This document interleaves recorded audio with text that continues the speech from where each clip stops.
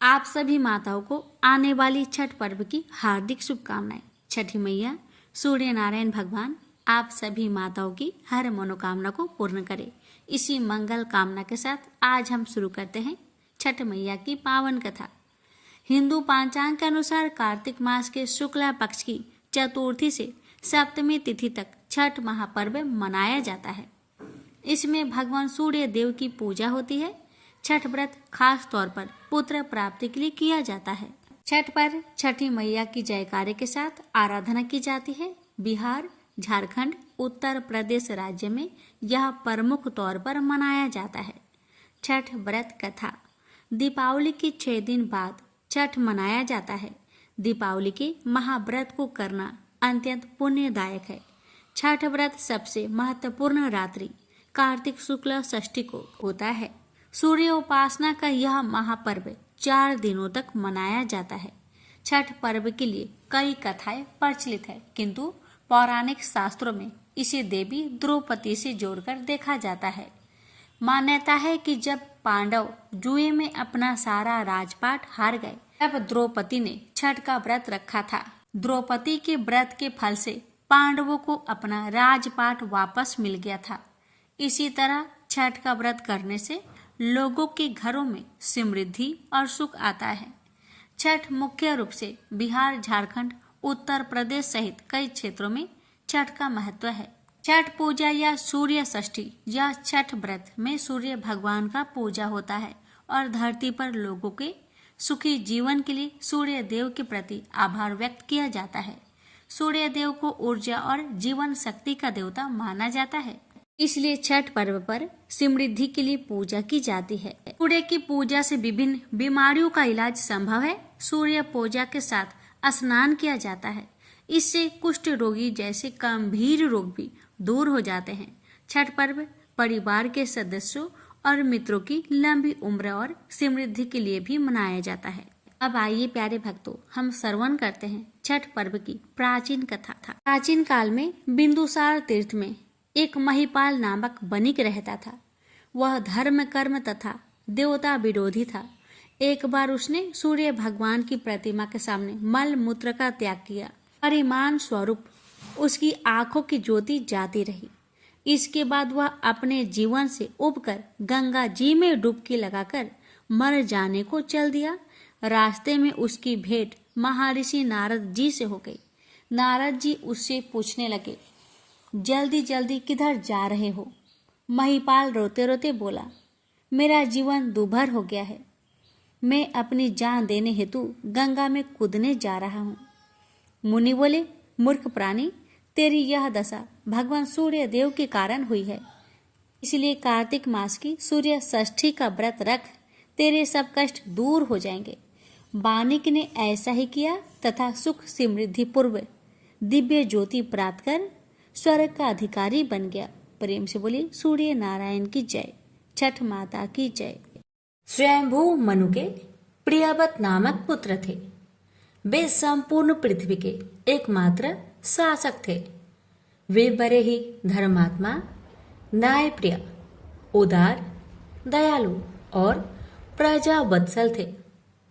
आध्यात्मिक ज्ञान तथा तपस्या में विशेष रुचि होने के कारण वे विवाह नहीं करना चाहते थे, किंतु ब्रह्मा जी की आज्ञा से सृष्टि के विस्तार के लिए उन्होंने विवाह कर लिया।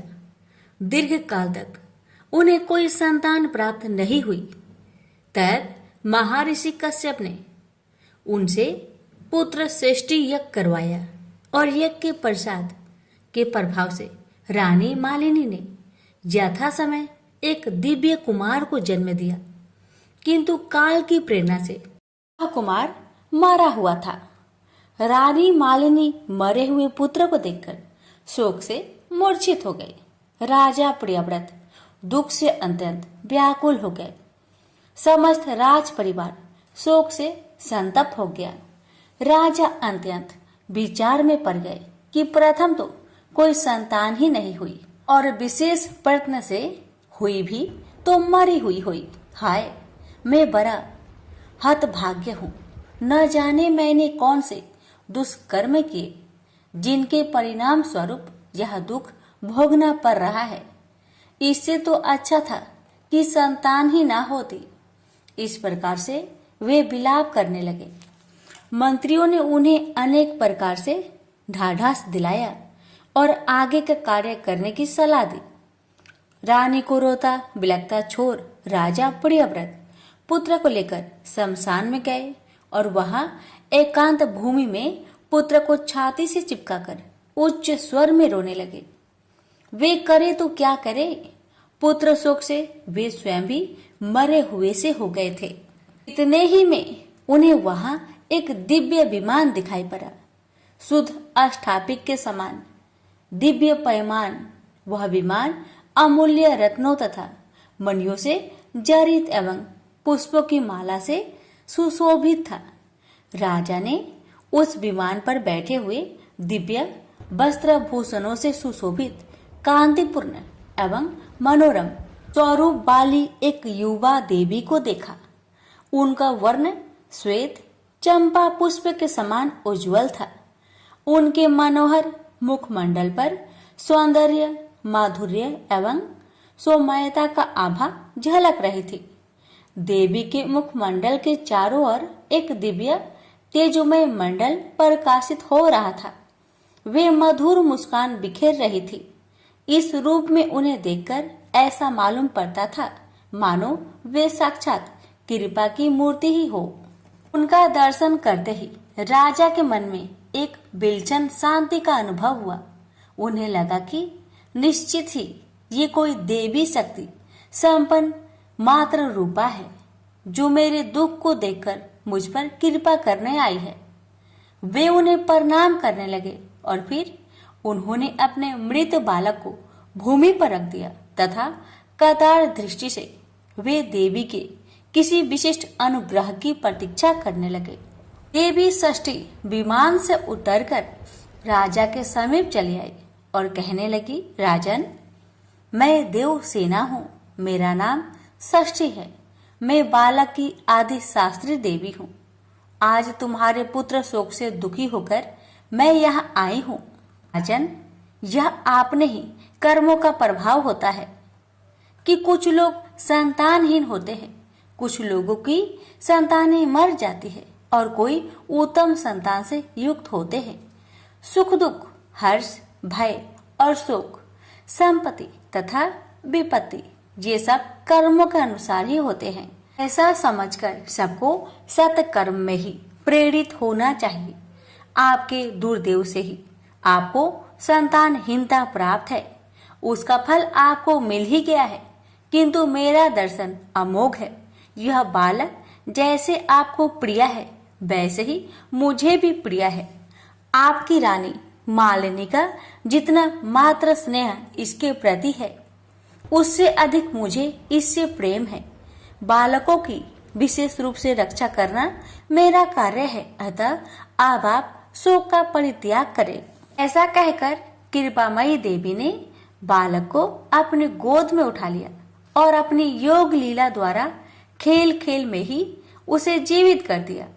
अपने वास्तविक माता के अंग का मधुर एवं दिव्य स्पर्श पाते ही उस बालक की आभा एवं छवि भी दोगुनित हो उठी और वह बालक माँ की गोद में मुस्कुराते हुए किलकारी मारने लगा।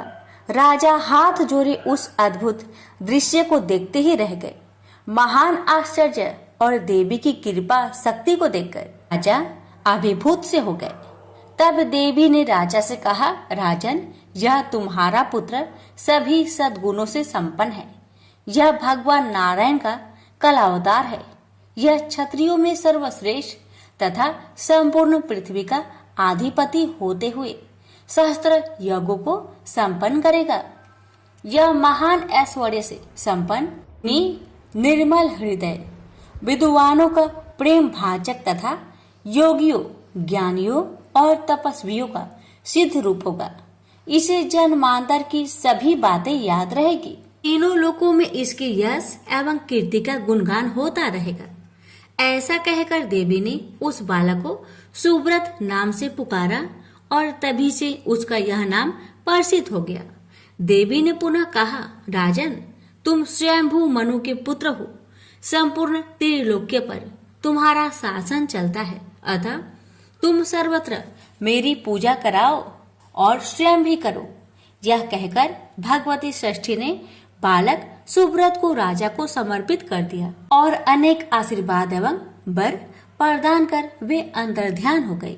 हे षष्ठी माता, जैसी कृपा आपने राजा पर किया, वैसी कृपा आपकी कथा कहने वाले, सुनने वाले, हुक्कार भरने वाले अपने सभी भक्तों पर अपनी कृपा सदा बनाए रखना। प्रेम से बोलिए षष्ठी देवी की जय।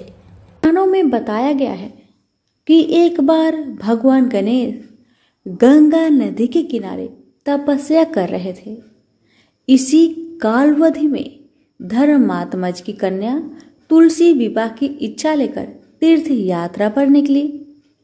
देवी तुलसी सभी तीर्थ स्थल का भ्रमण करते हुए गंगा के तट पर पहुंची। गंगा तट पर देवी तुलसी ने देखा कि युवा गणेश जी तपस्या में लीन थे। शास्त्रों के अनुसार तपस्या में विलीन गणेश जी रत्न जटित सिंहासन पर विराजमान थे। उनके समस्त अंगों पर चंदन लगा हुआ था। उनके गले में परिजात पुष्प के साथ स्वर्ण मणि रत्नों के अनेक हार पड़े थे। उनकी कमर में अत्यंत कोमल रेशम का पीतांबर लिपटा हुआ था। तुलसी श्री गणेश के इस सुंदर स्वरूप पर मोहित हो गई। उसके मन में गणेश से विवाह करने की इच्छा जागृत हुई। तुलसी ने विवाह की इच्छा से उनका ध्यान भंग किया। तब भगवान श्री गणेश ने तुलसी द्वारा तप भंग करने को अशुभ बताया और तुलसी की मनसा जानकर स्वयं को ब्रह्मचारी बताकर उसके विवाह प्रस्ताव को नकार दिए। विवाह प्रस्ताव ठुकराने पर तुलसी ने नाराज होकर गणेश जी को श्राप दिया कि उनके एक नहीं बल्कि 2 विवाह होंगी। इस पर श्री गणेश ने भी तुलसी को श्राप दे दिया कि तुम्हारा विवाह एक असुर से होगा। एक राक्षस की पत्नी होने का श्राप सुनकर तुलसी ने गणेश जी से माफी मांगी। तब गणेश जी ने तुलसी से कहा कि तुम्हारा विवाह शंखचूड़ राक्षस से होगा, किंतु फिर तुम भगवान विष्णु और श्री कृष्ण को प्रिय होने के साथ ही कलयुग में जगत के लिए जीवन और मोक्ष देने वाली होगी। पर मेरी पूजा में तुलसी चढ़ाना शुभ नहीं माना जाएगा। तब से ही भगवान श्री गणेश जी को पूजा में तुलसी चढ़ाना वर्जित माना गया है।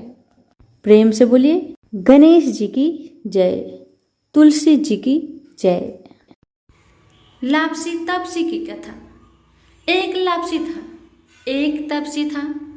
तपसी हमेशा भगवान की तपस्या में लीन रहता था। लापसी रोजाना 1.25 सेर की लापसी बनाकर भगवान का भोग लगाकर जीम लेता था। एक दिन दोनों लड़ने लगे।